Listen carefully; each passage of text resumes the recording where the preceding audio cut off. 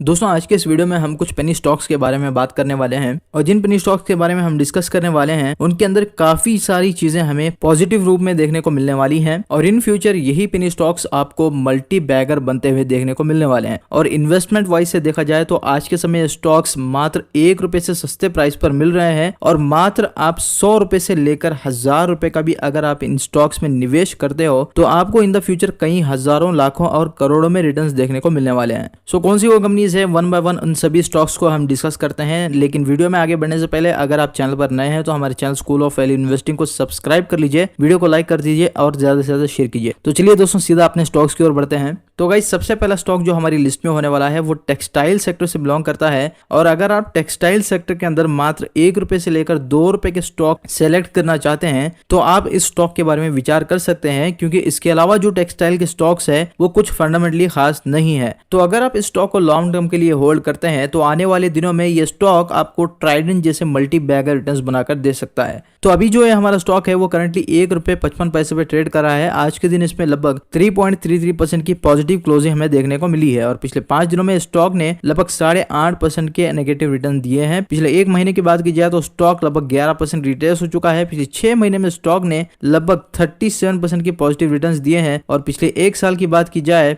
तो स्टॉक ने लगभग 47% के रिटर्न दिए हैं। और दोस्तों यहाँ पर स्टॉक लगभग ₹3 का हाई बना चुका है और वहां से ये स्टॉक अभी लगभग 50% डिस्काउंट पर हमें मिल रहा है। इसके अलावा अभी ये स्टॉक अपने सपोर्ट लेवल के आसपास आ चुका है और करंटली ये स्टॉक यहीं पर काफी दिनों से कंसोलिडेट कर रहा है। अभी कंपनी के बिजनेस की बात की जाए तो आज के समय कंपनी पूरी तरीके से टेक्सटाइल सेगमेंट में फोकस कर रही है, जिसके अंदर कंपनी रिटेल, होलसेल, ट्रेडिंग और manufacturing of textiles and textile related goods के अंदर काम कर रही है। और आज के समय इसका जो मार्केट कैप है वो लगभग 45 करोड़ है। बहुत ही छोटी ये कंपनी है और करंटली लगभग ₹1.50 के आसपास इसका स्टॉक प्राइस है। बुक वैल्यू की बात की जाए तो लगभग 68 पैसे इसका बुक वैल्यू है। आरओसी और आरओई की बात की जाए तो ये पॉजिटिव में है, बट दोस्तों यहाँ पर जो इनके रेशियोज है वो बहुत ही ज्यादा पुअर है। देखिए करंटली स्टॉक में एक ही पॉजिटिव चीज है और वो है कंपनी का कर्ज जो कि 0.50 के लेवल से नीचे है, यानी कि जो टोटल डेट टू इक्विटी है वो 0.50 है और यहाँ पर जो maximum debt to equity level हो सकता है वो 1 है और अगर इसके बिलो हमें स्टॉक मिल जाता है तो वेल एंड गुड। इसके अलावा कंपनी के टोटल कर्ज की बात की जाए तो लगभग 10 करोड़ का कंपनी के ऊपर कर्ज है, बट ये स्टॉक एक स्पेक्युलेटिव स्टॉक है, यानी कि ये एक ऐसा स्टॉक है जो चल गया तो चांद तक वरना फिर तो शाम तक, क्योंकि कंपनी के अंदर आज के समय काफी ज्यादा नेगेटिव चीजें हमें देखने को मिलती है। आज के समय जो कंपनी का इंटरेस्ट कवरेज रेशियो है वो काफी ज्यादा कम है। कंपनी ने पिछले 5 सालों से लगभग -45% की पुअर ग्रोथ दी है। प्रोमोटर्स की होल्डिंग भी बहुत ही कम है, लगभग 5.63%। तो इस तरीके से काफी सारे नेगेटिव चीजें हमें इस स्टॉक में देखने को मिलते हैं। लेकिन एक चीज अच्छी क्या है कि कंपनी कंटिन्यूअसली अपनी सेल्स जनरेट कर रही है। कंपनी की सेल्स 51 लाख से बढ़कर अभी 1 करोड़ तक पहुंच चुकी है। इसके अलावा कंपनी का जो ऑपरेटिंग प्रॉफिट मार्जिन है वो भी माइनस से निकलकर अभी लगभग 47% हो चुका है। टोटल नेट प्रॉफिट की बात की जाए तो कंपनी अभी प्रॉफिटेबल है। -51 लाख से आज के समय कंपनी ने लगभग 10 लाख का प्रॉफिट जनरेट किया है। इसके अलावा अर्निंग्स पर शेयर नेगेटिव से अभी न्यूट्रल हो चुका है। अभी हम कंपनी के शेयर होल्डिंग पैटर्न को भी देखें तो यहाँ पर जो प्रोमोटर्स की होल्डिंग है वो लगातार घटते गई है और आज के समय जो प्रोमोटर्स की होल्डिंग है वो लगभग 5.5% के आसपास है। बट एफआईज ने इस क्वार्टर में अपना स्टेक इंक्रीज किया है, लगभग 0.66% टोटल यहाँ पर एफआईज के पास स्टेक है और डीआईज की जो होल्डिंग है वो ना के बराबर है और पब्लिक के पास लगभग 93% की होल्डिंग है। तो दोस्तों सबसे पहले तो आप इस स्टॉक का नाम देख लीजिए। इसका नाम है विसागर पॉलीटेक्स लिमिटेड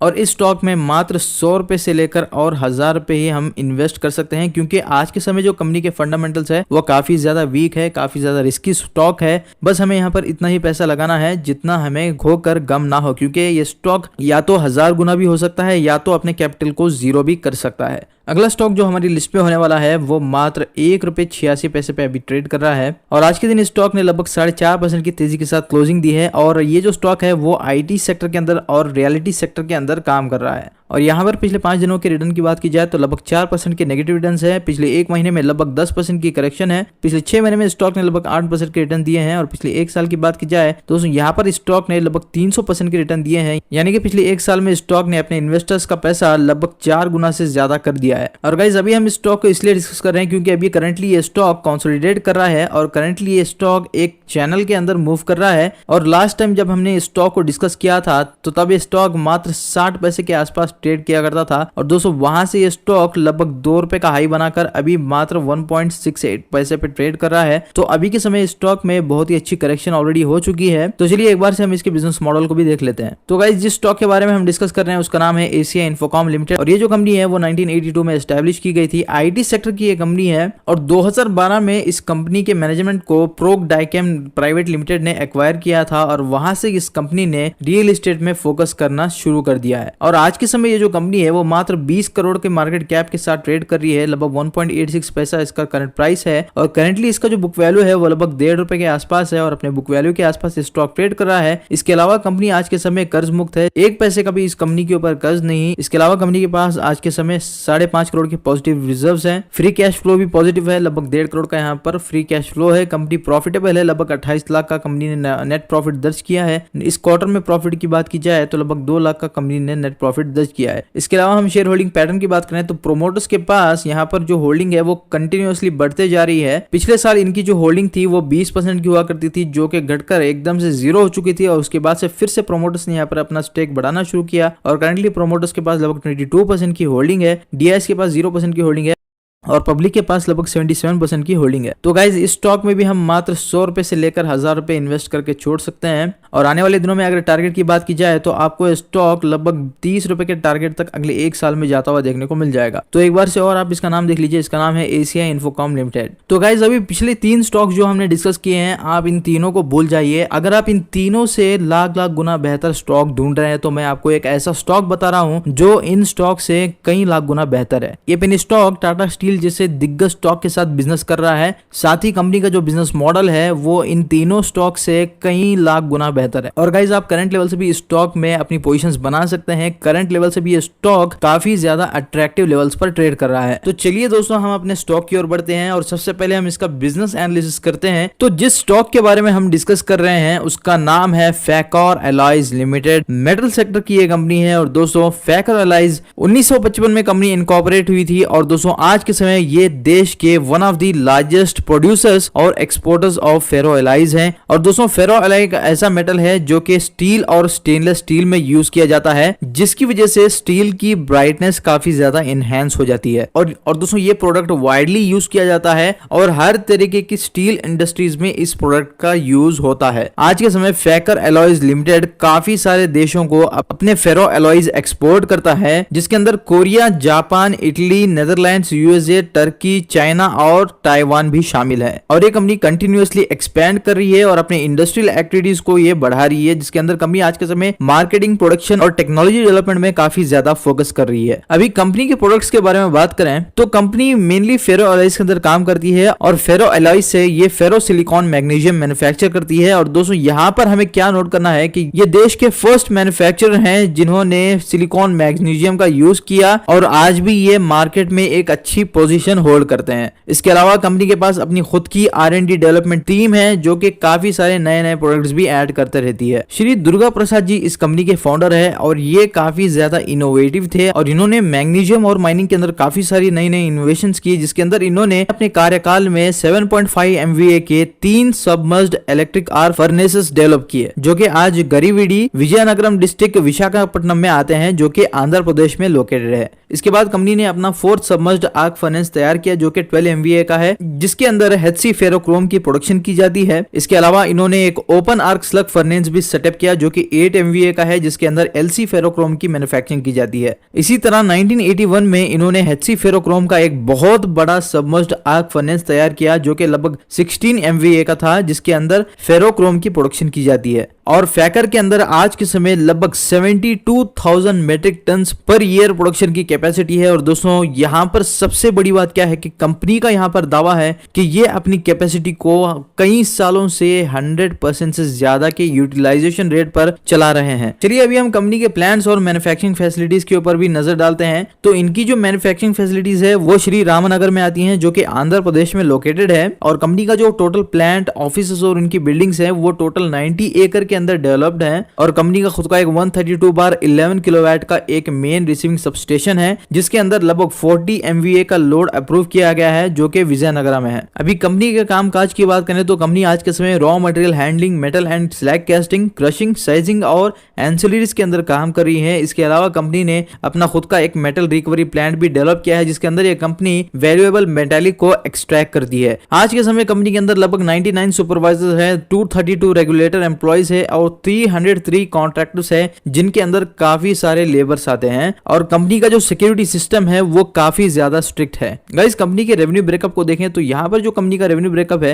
वो फाइनेंशियल ईयर 2021 में इंडिया से कंपनी का लगभग 50% रेवेन्यू जनरेट हुआ था और एक्सपोर्ट से कंपनी को लगभग 50% रेवेन्यू जनरेट हुआ था। और कंपनी के क्लाइंट्स के बारे में बात करें तो आज के समय टाटा स्टील, अभिजीत फेरो, मोटेक्स इंडिया जैसे इनके कुछ मेजर स्टील मैन्युफैक्चरर्स इनके क्लाइंट लिस्ट में से एक हैं और सिर्फ इनके 3 कस्टमर्स ने इनके कंपनी में लगभग 97% रेवेन्यू कंट्रीब्यूट किया है। इसके अलावा कंपनी ने बैंक ऑफ इंडिया के साथ वन टाइम सेटलमेंट भी किया था जिसके अंदर कंपनी ने लगभग 27.5 करोड़ के टोटल आउटस्टैंडिंग ड्यूज पे किया है। अब यहाँ पर कंपनी के नेगेटिव पॉइंट्स की बात करें तो फाइनेंशियल ईयर 2015 और 2016 में कंपनी की जो ऑपरेशंस थे वो पूरी तरीके से ठप पड़ गए थे। अब यहाँ पर कंपनी ने बताया है कि लेबर प्रॉब्लम और शॉर्टेज ऑफ क्रोम और साथ ही कॉम्पिटिटिव रेट्स और पावर रेट्स में टैरिफ की हाइक की वजह से कंपनी को बहुत ही ज्यादा लॉस हुआ जिसमें लगभग 35 करोड़ का यहाँ पर कंपनी को टोटल लॉस हुआ और उसके अगले साल लगभग 20 करोड़ का लॉस हुआ जिसकी से कंपनी ने अपने ऑपरेशंस को शट डाउन किया। लेकिन अभी कंपनी ने अपने कर्ज को पूरी तरीके से कम कर लिया है और यहाँ पर जो उनका टोटल कर्ज था वो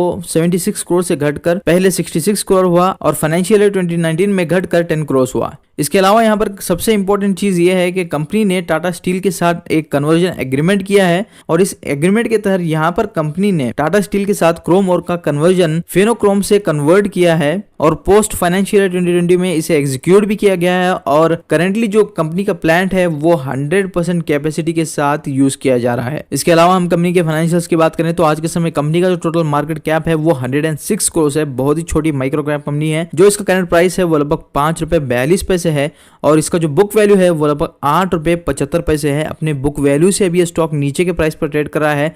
वैल्यूएशंस वाइज भी स्टॉक अभी काफी ज्यादा अंडर वैल्यूड है। ROCE 17% है, ROE 12% है। तो दोस्तों एवरेज रेशियोज यहाँ पर बहुत ही ठीक ठाक है। इसके अलावा कंपनी के ऊपर कर्ज की बात की जाए तो company almost all debt free हो चुके हैं। डेट टू इक्विटी 0.09 है और डेट का जो मैक्सिमम लेवल हो सकता है वो मैक्सिमम 1 है। तो उसके नीचे ही कंपनी ने अपने डेट लेवल्स को मेंटेन किया हुआ है। टोटल डेट की बात की जाए तो लगभग 14.7 करोड़ का यहाँ पर टोटल डेट है। इसके अलावा कंपनी के पास आज के समय लगभग 152 करोड़ के रिजर्व है और दोस्तों मार्केट कैपिटलाइजेशन अभी के समय मात्र 106 करोड़ है। दोस्तों स्टॉक अभी काफी ज्यादा अंडर वैल्यूड वैल्यूएशन पे ट्रेड कर रहा है। इसके साथ कंपनी का जो आज के समय फ्री कैश फ्लो है वो भी पॉजिटिव है। लगभग 5.5 करोड़ का यहाँ पर फ्री कैश फ्लो है। नेट प्रॉफिट की बात की जाए तो इस साल कंपनी ने लगभग 17 करोड़ का नेट प्रॉफिट दर्ज किया। इस क्वार्टर में लगभग 5 करोड़ का नेट प्रॉफिट दर्ज किया। अर्निंग्स पर शेयर लगभग 90 पैसे है और प्रोमोटर्स ने अपने शेयर्स की प्लेजिंग मात्र 0.58% की कर रखी है जो कि नेग्लिजिबल है।